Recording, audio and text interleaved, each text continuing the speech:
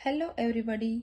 तो चलो आज हम पढ़ने वाले हैं कक्षा तीसरी नई उमंग हिंदी पाठ्य पुस्तक के एक चैप्टर पर्वतराज हिमालय। यह पार्ट नंबर 15 है। तो सबसे पहले हम अभी इसे पढ़ लेंगे। हिमालय पर्वत हमारे देश के उत्तर में स्थित है। यह पर्वत हिंदू और ब्रह्मपुत्र नदियों के बीच फैला है।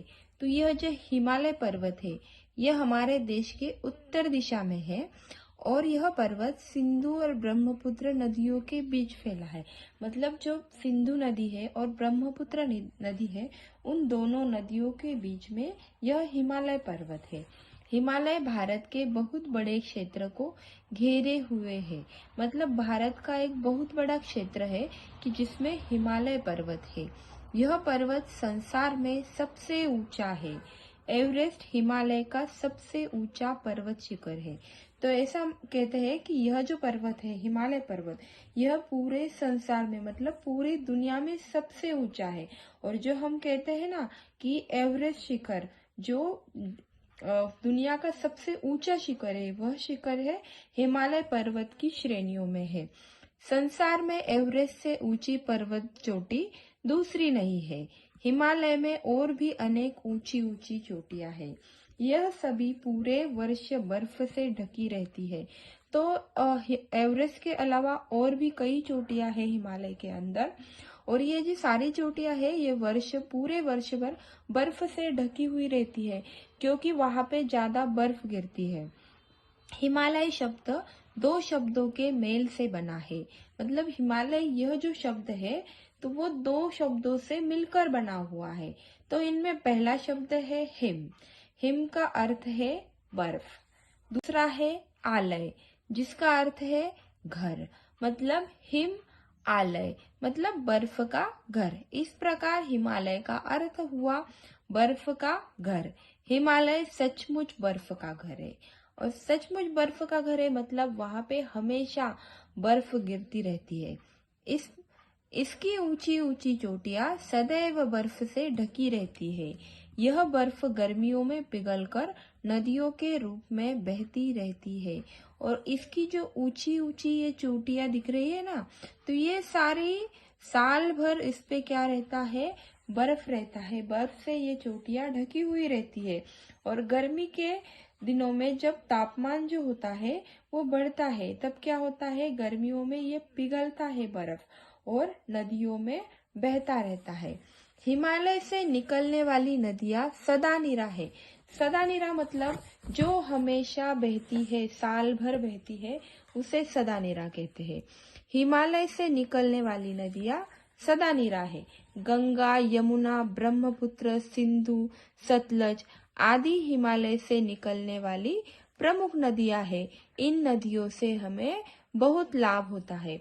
तो जो हिमालय से निकलने वाली नदियां हैं तो कौन कौन सी है? गंगा है, ब्रह्मपुत्र है, सिंधु सतलज यमुना ये सारी नदियां हैं और इन नदियों से हमें बहुत सारा लाभ होता है। इन नदियों से निकाली गई नहरों से खेतों की सिंचाई होती है जिसके कारण खूब अनाज सब्जियां और फल पैदा होते हैं।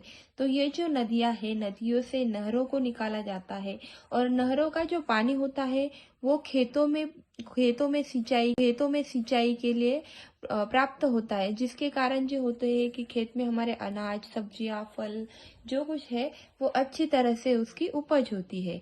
हिमालय के कारण ही हमारे देश में खूब वर्षा होती है। पर यह पर्वत समुद्र से आने वाली भाप भरी हवाओं को रोक लेता है। इन्हीं हवाओं से उत्तर भारत में वर्षा होती है। तो अभी जो हिमालय पर्वत है उसी के कारण ही हमारे देश में बहुत सारी वर्षा होती है। वर्षा होती है मतलब बारिश होती है।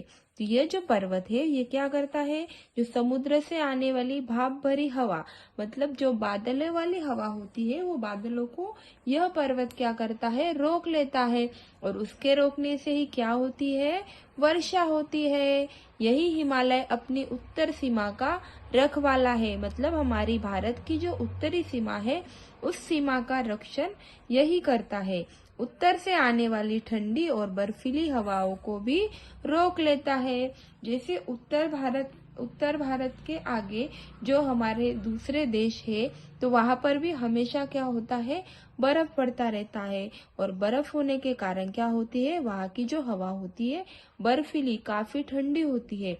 और उस हवा को रोकने का काम करता है हमारा हिमालय पर्वत।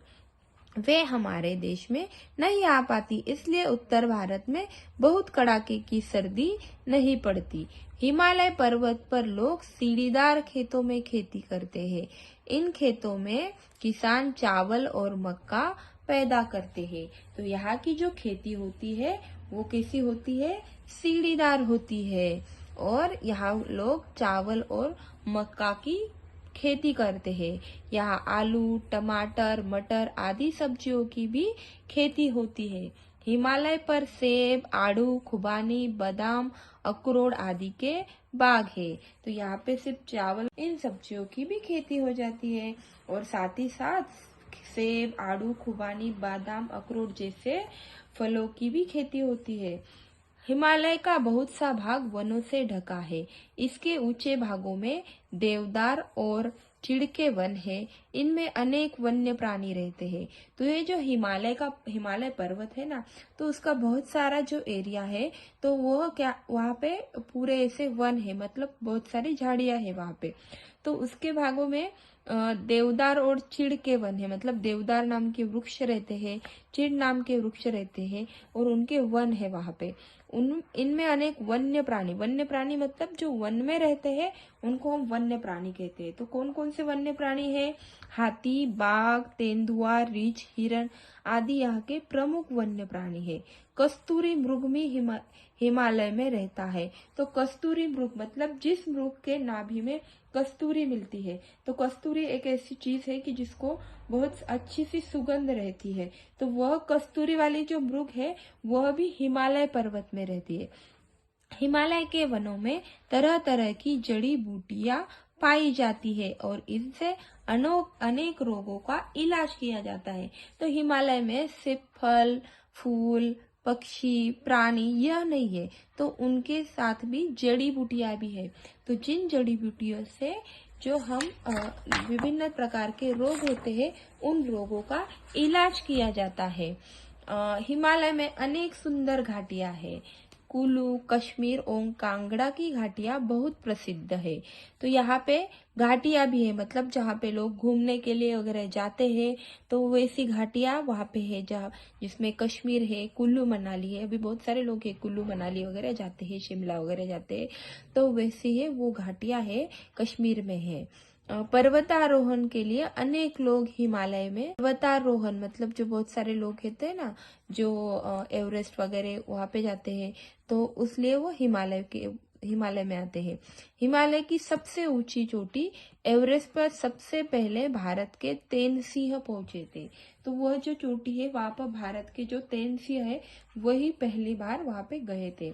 हिमालय पर बद्रीनाथ, केदारनाथ, गंगोत्री, यमुनोत्री जैसे अनेक तीर्थ स्थान है। तीर्थ स्थान मतलब जहाँ पे हम भगवान का दर्शन करने के लिए जाते हैं, जिसको हम पवित्र मानते हैं, उस स्थान को, उसको तीर्थ स्थान बोलते हैं। तो ऐसे ही तीर्थ स्थान हिमालय में बहुत सारे हैं। तो उनमें से बद्रीनाथ है, केदारनाथ है, गंगोत्री है, यमुनोत्री है, जिसको हम 4 धाम यात्रा बोलते हैं ना, तो वही यात्रा के जो तीर्थ स्थान है वो हिमालय पर्वत के अंदर है।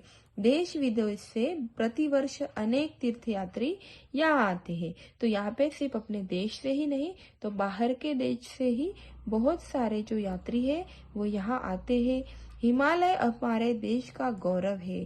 तो हिमालय क्या है, हमारे देश का गौरव है, हमारे देश का अभिमान है। अनेक कवियों ने हिमालय का मन भावन वर्णन किया है। तो बहुत सारे कवियों ने अपनी कविता में उसका हिमालय का वर्णन किया है। उच्च हिमालय पर्वतराज, खड़ा पहनकर हिम का ताज, ऊंचा मस्तक रख दिन रात, आसमान से करता बात। चलो, अभी आशा है मुझे कि तुम्हें यह पाठ जो है वह समझ में आया होगा। अभी आप इसके अच्छी तरह से उसका अभ्यास जो है वो पूरा करो। धन्यवाद।